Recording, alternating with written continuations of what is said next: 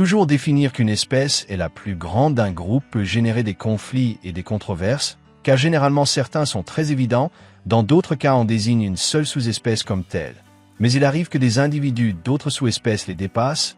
Malgré cela, on considère que les premiers restent sur la plus haute marche. Cela s'explique parce que, dans l'ensemble, tout le monde n'atteint pas une moyenne qui les dépasse et seuls des cas isolés parviennent à sortir des standards. Un cas de ce type qui suscite la discussion est celui des tigres, car ce sont eux qui détiennent le leadership des félins les plus grands, et parmi les différentes sous-espèces, ce sont les tigres de Sibérie qui mènent la danse. Cette espèce se trouve dans l'un des endroits les plus rudes du plus grand pays du monde, la Sibérie, mais actuellement elle n'est présente qu'à l'est de la Russie. Elle traverse également ses frontières, c'est-à-dire qu'elle atteint la Chine et la partie nord-est de la Corée du Nord. Auparavant, son aire de répartition était plus vaste, mais elle s'est peu à peu limitée et fragmentée jusqu'à aujourd'hui. Dans des forêts qui se couvrent d'une épaisse couche de neige, avec des variations d'altitude pouvant aller du niveau de la mer jusqu'à 1000 mètres au-dessus. Ce sont des félins qui forment leur propre sous-famille, classée selon la région. Malgré cela, ils appartiennent au même groupe que tous les tigres. On le considère comme le plus grand car son corps n'est pas inférieur à 1,50 m de long, mais la moyenne se situe autour d'1,90 cm pour un poids de 176 kg. C'est pourquoi on le considère comme le tigre et le félin le plus grand, puisque la majorité se situe dans ses fourchettes supérieures à celles des autres félins. Sa couleur la plus courante est un ton orangé interrompu par des rayures brunes, tandis que son ventre et le bas de son cou sont blancs. Il existe des variations, au lieu d'être orange, ils sont blancs. Selon le contexte climatique, leur pelage change en fonction de leurs besoins. En hiver, il est épais, alors qu'en été, il est plus fin. Leur tête est énorme, avec un museau court mais proportionné, où ils gardent l'une de leurs principales armes. 4 canines très affilées dont la couronne mesure environ 2,5 cm, très dures. Leur corps est réduit, surtout au niveau de la cage thoracique, et une queue allongée leur permet de maintenir l'équilibre. Leurs pattes sont musclées.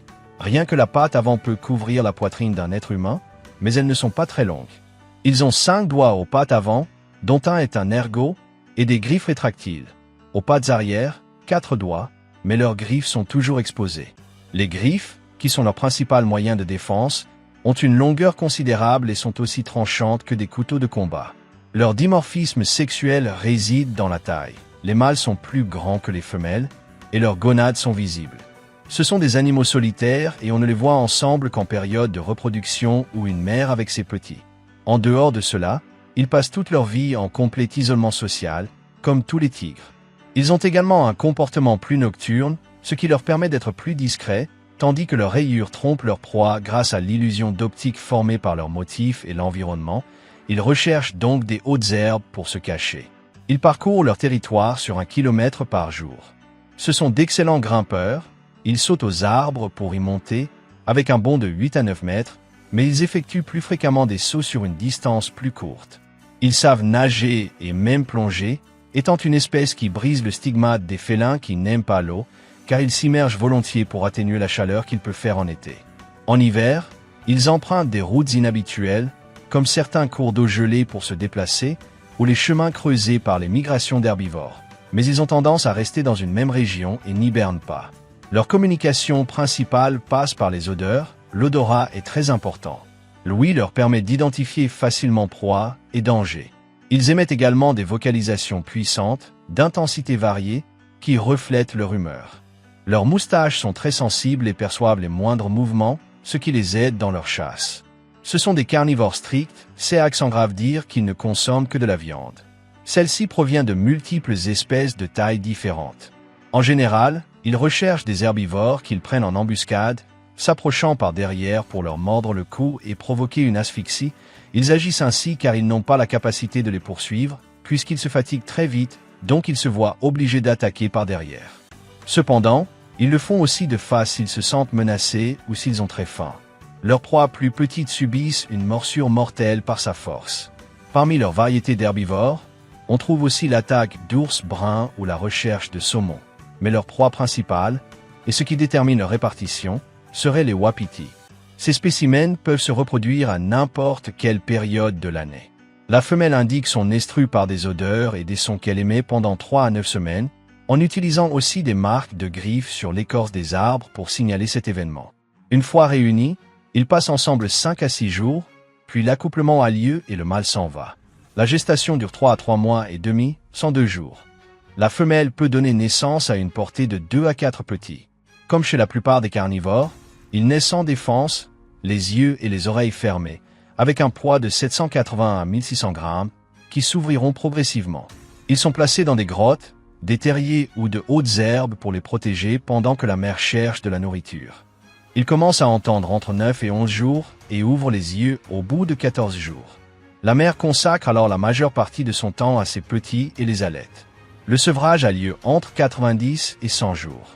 Comme ils peuvent se déplacer plus agilement, ils accompagnent leur mère lors des chasses où ils apprennent par observation et imitation, ce qui se produit à 5 mois. Ils restent avec leur mère entre 1 an et demi et 3 ans, puis ils cherchent leur propre territoire. Les femelles restent généralement proches de leur mère, tandis que les mâles se déplacent sur de plus grandes distances, entrant en maturité sexuelle entre 3 et 5 ans. Leur espérance de vie à l'état sauvage est estimée entre 8 et 10 ans, car leur habitat est très hostile, la nourriture se fait rare en hiver. Adultes, ils n'ont pas de prédateurs, même si les coups de leur proie ou la compétition avec d'autres chasseurs peuvent leur coûter la vie. Le seul chasseur qu'ils aient est l'être humain. En captivité, leur espérance de vie atteint 16 ans, où on les élève pour les réintroduire dans leur habitat, rendant nécessaires les populations en zoo qui attirent le public. Ils sont classés en danger d'extinction. Leur population a fortement diminué à cause du déplacement et de la fragmentation, non seulement de leur propre habitat, mais aussi de celui de leur proie. La chasse pour leur peau ou pour préparer des médicaments chinois est également un problème qui a causé une diminution importante. Ils sont donc très protégés par la loi, et la commercialisation de ces animaux ou de leurs parties est sévèrement punie au niveau mondial. De plus, on les élève pour les réintroduire dans des régions où ils étaient auparavant courants. Leur rôle dans l'écosystème est celui de prédateurs, contrôlant l'équilibre des populations animales. Dans les zoos, ils sont une attraction pour observer le plus grand félin. Leur comportement envers l'être humain est variable, mais ils ont la capacité de mettre fin à la vie d'une personne très facilement s'ils le veulent. Le plus grand de sa famille, même s'il existe des individus d'autres groupes qui parviennent à le dépasser, en moyenne ils sont plus grands. La machine de la Russie en un seul animal qui vit dans un endroit extrême, voilà le tigre de Sibérie. J'espère que la vidéo vous a plu. Si c'est le cas, mettez j'aime. Si vous connaissez quelqu'un à qui elle pourrait plaire, partagez-la sur vos réseaux sociaux et n'oubliez pas de vous abonner si vous aimez les animaux. Si vous avez une question, une suggestion, ou si vous voulez simplement commenter quelque chose, n'hésitez pas à le faire dans la boîte de commentaires. De plus, si vous êtes un grand fan de cette chaîne, activez la petite cloche des notifications pour être parmi les premiers à voir les vidéos. Merci beaucoup d'avoir regardé cette vidéo. On se voit bientôt, à plus tard.